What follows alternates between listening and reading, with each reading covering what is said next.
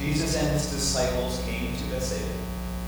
Some people brought a blind man to Jesus and begged him to touch him. Jesus took the blind man by the hand and led him out of the village. And when Jesus had put saliva on his eyes and laid his hands on him, Jesus asked him, "Can you see anything?" And the man looked up and said, "I can see people, but they look like trees walking." Then Jesus laid his hands on his eyes again, and he looked intently, and his sight was restored, and he saw everything clearly. Then Jesus sent him away to his home, saying, "Do not even go to the village." Sisters and brothers, this is the word of our Lord. Thanks be to God.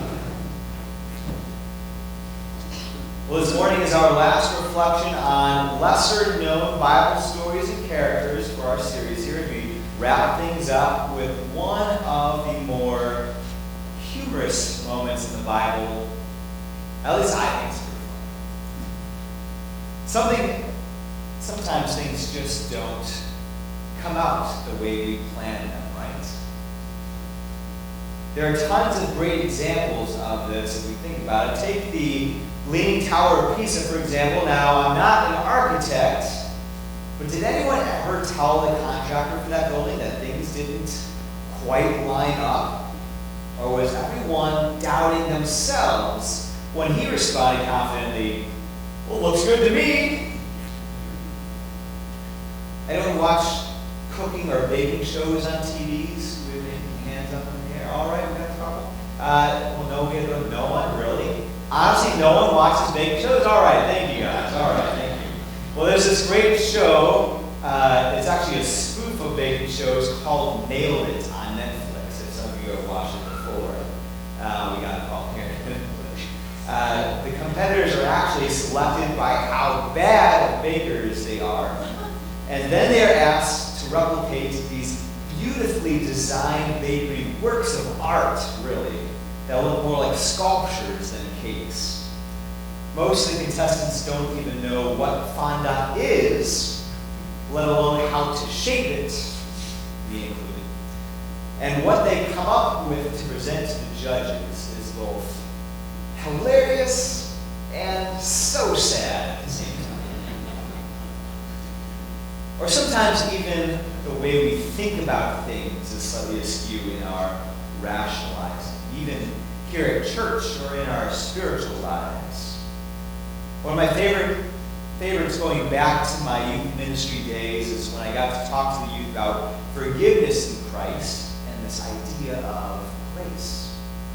Inevitably, there would be some question that goes something like this. So, if we're forgiven for everything, then I can insert horrible act and sin here, and God will have to forgive me. Well, not quite. We actually would describe what we're talking about as cheap grace, which is not what we are going for here. We still are called to live the best lives that we can. Not quite.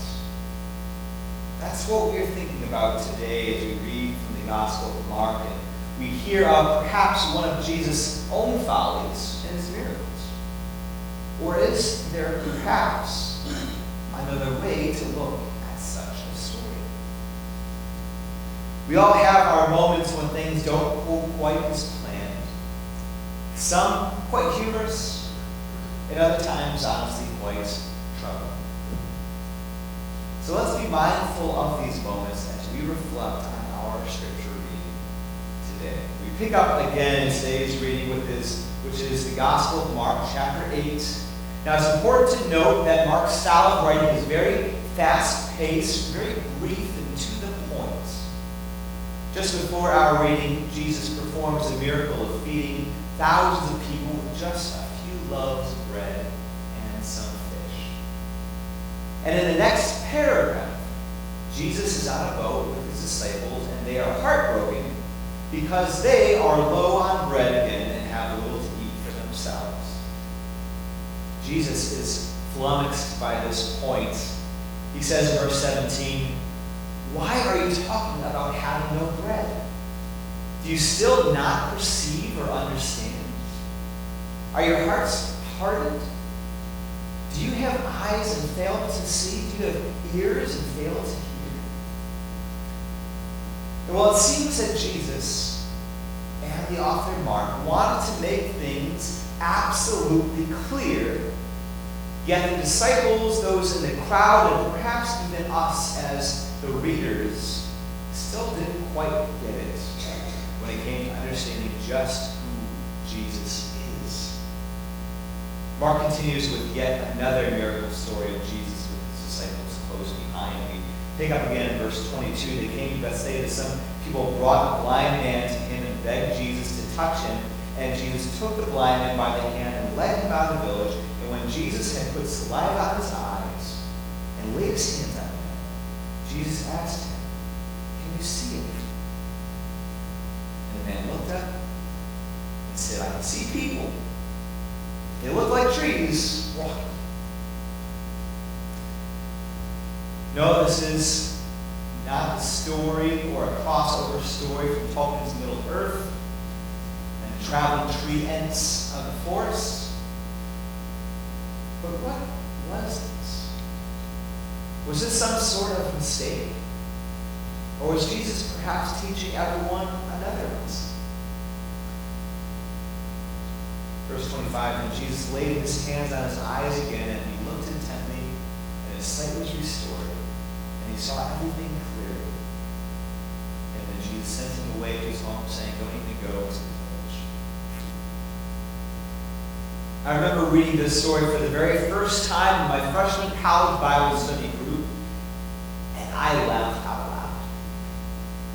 This is pure comedy to me because our author seemed to be writing some sort of sitcom. Or is there something else to glean, to learn from our reading today? As we read previous to this selection, the disciples were having their own issues figuring out how to comprehend Jesus. Was this a similar story? Or perhaps maybe even more complexing, did Jesus just mess up in healing this guy? Or maybe did he intentionally only heal the man halfway? Here's the good news for me, and you all can agree or disagree if you like when reading this story. Sometimes things just don't go as planned. See, he built a bell tower that leans 4 degrees. It hasn't fallen yet. Plus, you get a way more attention this way with tons of Instagram likes. So you baked a cake that looks like something my dog wouldn't eat. It's okay. Sugar's bad for you anyways. So we will never live a sinless life like Jesus. That's also okay. Even Jesus has days where things don't go quite like we planned or hoped for. Some days we open our eyes and can't see quite as clearly as we hope. Some days the world and following Christ seems confusing and we make mistakes. And sometimes we mistake people for trees, or idols for God, or pure coincidence for God's miracles. Some days the miracles in our lives are not quite as clear as we were expecting, yet they are miracles nonetheless. Christ is in our presence. Do you see him? When the world in our lives does not come out quite how we imagine, let us be reminded of today's story. Let's remember to be patient. Christ is still working in our lives, even if it seems half-finished at times. Let's remember that things don't always go as hoped for and everyone is safe and okay. Perhaps we laugh at the stories we'll be able to tell, no matter how challenging or frustrating things once were. And let's remember to look for Christ, sometimes right in front of us. And when Christ is present in our lives, we need not fear for lack of bread or even clear vision. God is with us. Today we celebrate that life doesn't always go as planned. Today we give thanks that even in those moments, God continues to work, to shape us, to reveal the miracles in our lives. Thanks be to God in Christ, who calls us to follow Him, even when things come